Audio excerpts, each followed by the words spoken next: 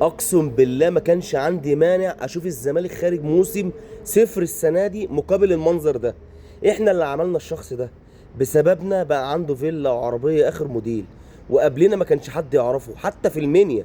بس الايادي علشان يمضي في الزمالك وخليناه بني ادم. عملنا كل حاجه علشانه. جينا على الاداره بنهتف له كل ماتش، مش علشان هو اعظم لاعب، بالعكس. شفنا في الزمالك اللي احسن منه بكتير، لكن شايفينه انه زملكاوي بيور مننا، عمره ما يخون.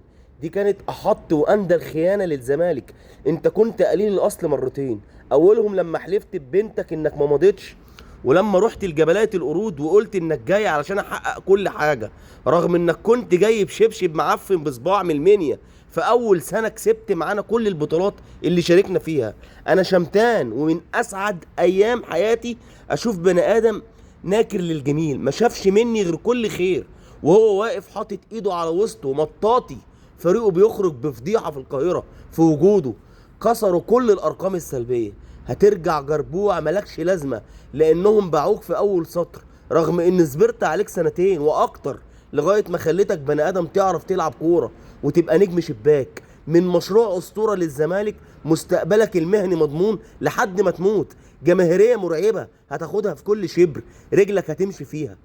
للقيط بيجري عند الاوت ويعمل اوفر محدش حاسس بيه، ووقت قليل هتخرج من عندهم لانديه ملهاش لازمه، وكاريرك هيخلص. لا هم هيفتكروك لانك فشلت معاهم، ولا احنا هنفتكرك لاننا ما بنفتكرش حد دوسنا عليه بالجزمه ورميناه في اوسخ زباله.